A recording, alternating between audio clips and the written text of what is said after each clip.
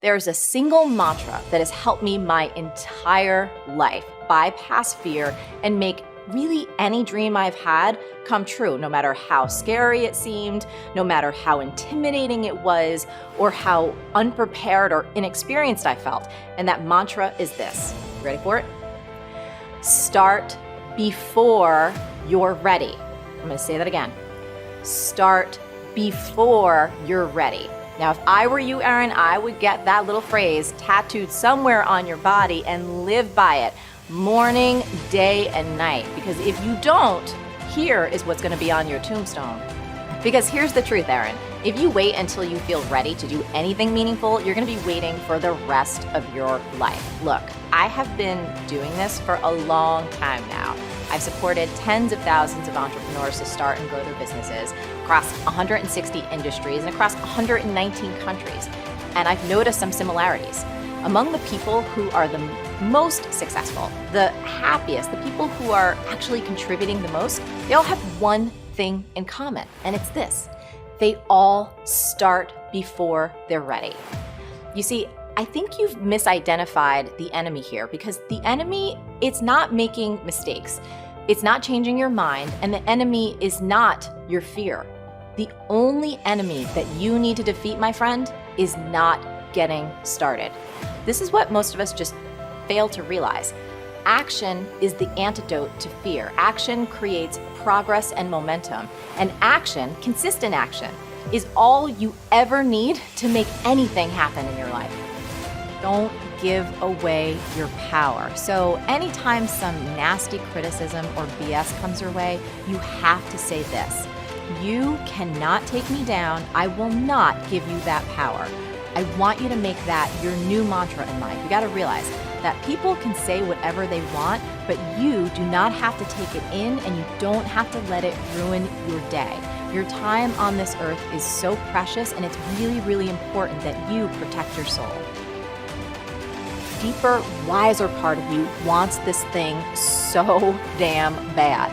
And the moment you imagine yourself going for it, you have worries like, will people laugh at me? Will they ignore me? Maybe this isn't even really an idea. What if I do it and it sucks? Am I going to destroy my reputation? Am I going to lose my marriage and my family and wind up living on the streets? My friend Steven Pressfield talks about this kind of fear in The War of Art, and he says, remember our rule of thumb. The more scared we are of a work or calling, the more sure we can be that we have to do it. And he continues, the more fear we feel about a specific enterprise, the more certain we can be that that enterprise is important to us and the growth of our soul. Personally, I don't think that anyone should ever accept where they're at in life. Doesn't matter if you're just starting out or if you've already hit some really big goals. Because when you lose your hunger, you lose your edge. And it is as simple as that. Now here's the deal. If we humans don't have something meaningful and challenging to work on, we all tend to get lost pretty darn fast. And I'll tell you something else. We can go to some pretty dark places. At least I know that's true for me. So there is some nuance to this, and it's really important that you get it. So you can be 10,000% grateful for what you have right now. You can smell the roses, so to speak. And you can be super hungry and psyched about what's coming up next.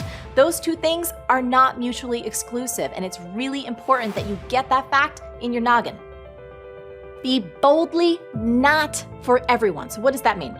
So sales prevention is this beautiful thing in business. And sales prevention is when you proactively tell people, do not buy my product, do not buy my program. You might be asking yourself, why? Here's why. Because not every product is right for everyone. And that's true no matter how great you think you or your product or your service is, because you cannot and will not please every person.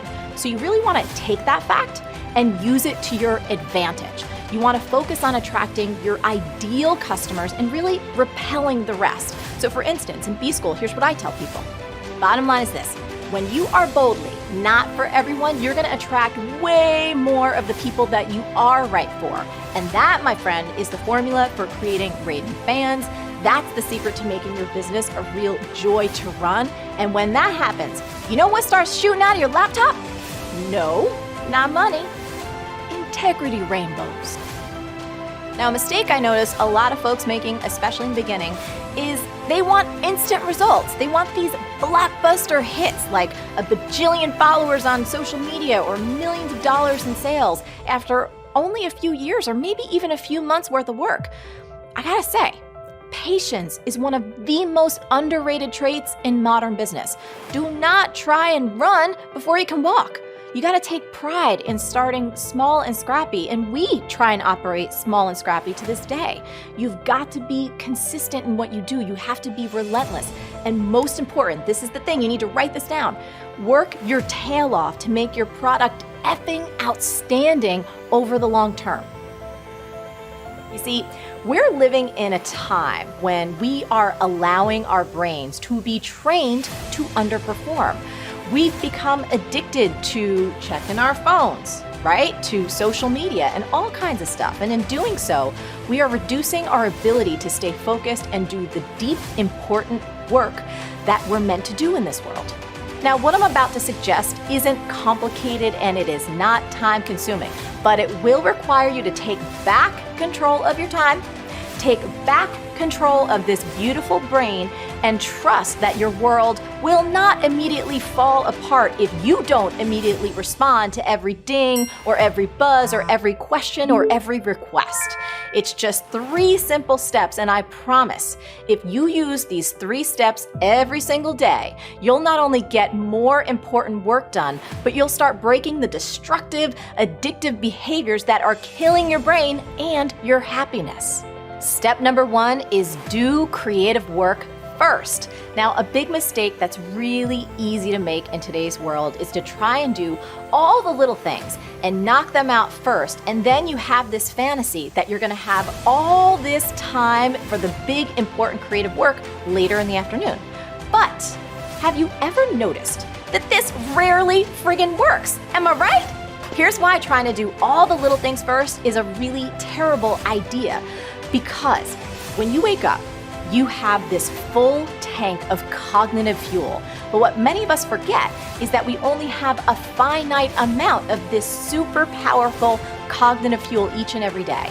And every single time that you make a decision or you resist temptation or exert any kind of self-control, you start to drain your cognitive fuel tank.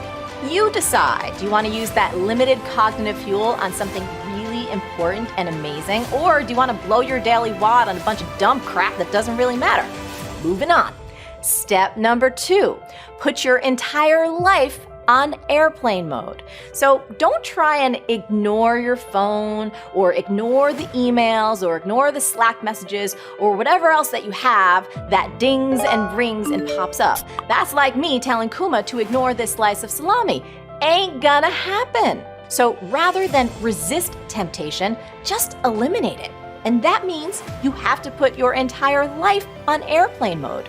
Now, obviously, turn off all the notifications. So close all the tabs, close all the windows, turn off the apps, and especially for your phone, I suggest just turning the damn thing off.